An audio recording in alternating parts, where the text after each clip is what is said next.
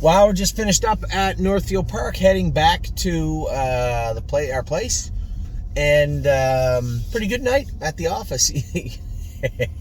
You guys have no idea. This HP Maestro, he's a lot like me. He's a traveling boy.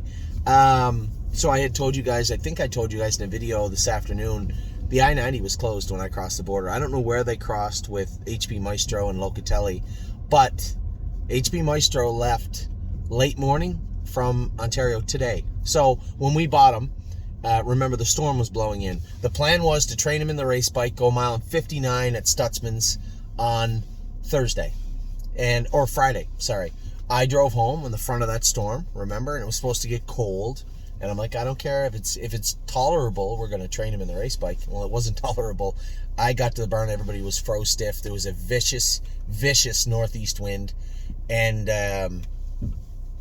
it was just nasty cold, but the wind chill was like minus 25. So we trained him a slow mile. We had just bought HP Maestro, so, just to set the table, the same for you guys. We bought him. His lines show racing on December 5th. Now, in the write-up from the former owners, it said horse raced on the 5th, and then entered him into go. He was also eligible. Entered him back into go, and the class didn't go. Sounded pretty familiar, so it was believable. You would think if you entered a horse into go that you would train them up and keep them tight, but that's not to say that, one, that was the truth, or two, that they did that. So all we can go by is that he raced on December 5th. Greg trained him a mile in what looked to be 3.5 minutes at Stutzman's in a fierce winter wind. So that was on Friday. Saturday was Christmas Eve. He was in. He might have jogged. I don't know. He was in likely. Christmas he was in. That was Sunday. Monday, he jogs. Tuesday, which was yesterday, I came in, trained a mile in 2:30. Because I wanted to make sure the horse was okay also. At this point, I'm still going with the idea he's leaving Tuesday afternoon, maybe Tuesday night. Border's still closed. I had no idea. That the border was still closed and that the I-90 was closed. I'm an hour and 40 minutes north of there.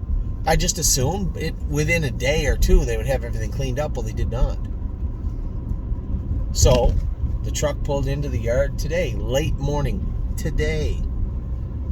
HP Maestro landed at Northfield Park just before race 1 went on the track tonight. He was in the 13th. Emptied him out, gave him a little hay. He seemed to take it all in stride. What is going on up here now? It's quite a police presence here. What the hell is going on here? So HP Maestro got here around 6:10, 6:20 tonight. Tonight in whoa.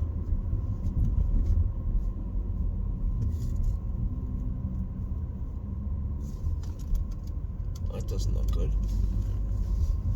There's about 11 cop cars here in the gurney. Don't like that. Moving on. So HP Maestro got here around 6:10, 6:20 tonight. For him to go out and race like that, one, I'm going behind the gate. Stomer Giacatti raced like a monster. If he had been a little tight, the horse had tied up really bad 3 weeks ago. Went a mile in like 2:4 at Flamborough. I did train him in 2 minutes here, and I told you he was tight-ish, but that was 2 seconds faster than he's ever trotted, and raced very well. Raced huge to be second. I like this horse. He raced very well. And then, again, Dustin Hanover. This horse, James should buy this horse. This is a James horse. Run him up the wood, find helmets, hit helmets, never move him. He needs to be driven like that for about another 6 weeks. He just needs to put on weight, keep his confidence, never expose him. And I think that's how we have to race him. I'm not a big fan of babying him, baby. You guys know that. I'm not a fan of it. But in the odd case, I do believe it does help. And I can almost guarantee you, this horse will become a good horse for us. I don't know what kind of horse he'll be. I don't know how good he'll be. I don't know what kind of mark he'll take. But I think he'll be a pretty good horse for us. But we are going to have to take care of him for a little while. I get a little room tonight down the backstretch. He's probably a winner. I don't know. But he raced good. Dustin Hanover raced good again. So Akati raced good. Dustin raced good. I said to Jason, I don't know about this one, bud. Got away last on a half-mile track. Last. I'm catching up. Third over. Aaron Merriman, second over, gapped. He's all done. This guy's trotting the turns real good. And he's starting to pick up speed. And it's funny because horses know too sometimes. He starts to catch up to the helmet and he starts to dig in. He wanted to get at him. I said, all right, big fella. I just moved him over and let him rock. And when I moved him, I thought he was a winner. And he could beat fair and square. But again, he's short. He just got here. He shipped for 7 hours, 8 hours. Got here at 6 o'clock. And at 11 o'clock, just beating 57-1 on a pretty windy, cold night. Horse raced great.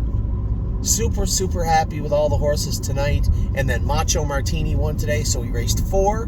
We had a win, 2 seconds, and a third. Pretty good day at the office. All the babies trained great today in Ontario. Very, very happy with them. Happy with the ones that we've been working on. Winter Bells look great. Flash Fly look great. You know, ask Mary. Mary saw them all today. Flash Fly looked good. I'll tell you who really caught my eye. I told you guys before, Lonely Lakewood was very, very good. Hallie in the Clouds was exceptionally good. Again, the Big Girl Insider Trading was good again. I don't think anybody was disappointing today. The track was very deep, so I was not making, I wasn't judging any horses on today's performances.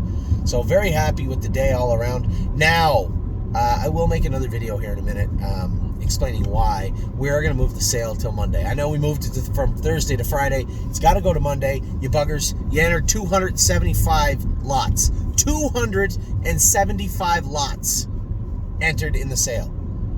Preferred was going to explode. So I had sent out an email to Dave at 5 o'clock, and I said, listen, I know you guys have been at it all day. You know, this is preferred sale, right? It's stable.ca, and honestly, I said, I don't care if an outside person buys a share. Originally, this was supposed to be fun for the stable over the holidays. A little something different to break up that long, 7 or 8 days that everybody deserves off. Just a little break. I thought it'd be fun to have an auction, our own auction. And then, it turned into, well, maybe we'll let people from the outside, outside the stable look. Yeah, if we get a few new clients, great. Yeah, all right, fine. Then we had some people say, well, can we bundle some shares here? Sure, bundle away. Be fun. And David Reed said, no, not fun. Not fun. Not fun. So they're feverishly trying to figure out how to make this work. And I said, why don't we just push it? Push it till a day next week that works for everybody. I believe it's going to be January 2nd, but I have not heard from Wendy yet. And I do believe this affects her in a negative way. So I do want to talk to her tomorrow. So it is a tentative January 2nd. But this does hinge on Wendy. We just can't trample all over Wendy and say, hey, Wendy, Thursday, no Friday, oh, no Monday. She's got to get the bills out. January 2nd, I believe, is when they were thinking of putting the bills out. So I need to talk to Wendy and make sure we square that with her before it's set in stone. One thing's for certain, it's not going to be on Friday. There's too many entries. 275. Now, I do want to talk to everybody, and I am going to talk in a video on here in a second. I need everybody to reassess your starting bids on your horses. This is an auction, and I know there's a lot of people out there saying, I don't want to make a mistake and then have my horse sell for too little and screw everything up. I don't want to do it. I get it. I know what you're saying, and we'll try and help you. I just think if you price your horse, say you price a horse at $300 a share, the starting bid should not be $300. It shouldn't be $320, but it shouldn't be $300. You're not enticing anybody to bid, right? Now, I counseled a couple of people and said, just start them at like $180, $175. You go in, set your max bid. You're in charge of it.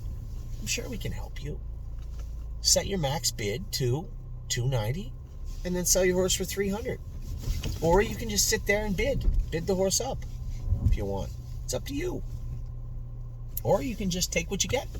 You can do that too. Some people do that. But I wouldn't be too concerned with starting at 300 because you're worried, or because I would just reassess it. What I'm saying to you is, if the share is worth 300, no one's going to bid. You're not going to get an opening bid of 300 or 310. People will bid 175 and say, oh, the horse is clearly worth. It's a deal at 280, right? Then you go 180, 190, 200, 210, 220, 230, 240. Then somebody's like, oh, I'll go to 290, 280, 290. One more time, 300. And if a couple of people do that, you'll get 330, 340 for a potentially for a horse that's worth 300, if that's actually what it's worth. I guess I don't need to do another video now. I'm doing it right now. So I would ask that everybody, I'll talk about it again tomorrow, but I would ask that everybody just reassess, especially if we're not locked in until Friday. If we're not going to put those up until Friday, you have all day Thursday now, all day tomorrow to reassess your bundles if you put bundles together, reassess your shares if you put shares together, and just take a look. Just hear me out. If you don't want to, you start them at whatever you're comfortable with. They're your shares, it's your money. For a guy who bids on a lot of horses, if I think your share is worth 300 and your opening bid is 300, I just turn the page. Pass.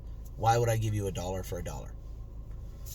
So I think you need to entice people to bid on the horses, and doing that would be starting the bid on a $300 share would be $180, $190. It's my 2 cents. Take it for what it's worth. Now, as I said, assuming this is okay for Monday, and I'm not saying it is, but assuming this is okay for Monday, we are going to have the sale, have all the lots. It's going to be a long one. It's going to be 5-6 hour sale, I guess. I don't know. The biggest by far. That Preferred's never had more than 41, 42 horses, something like that. 42 lots. We gave them 275. So it's going to be a lengthy auction. But you know what? I've seen some of the bids that have been put up, obviously, as I'm talking to you about them. Some very enticing horses there, right? Very interesting looking horses. So I hope we're very lucky. I was prefer to be like, no. Sorry, off the table. We don't want to do it anymore. But David Reed, being the man that he is, he understands what's at stake. I've said this before. Being on the forefront of anything is pretty cool.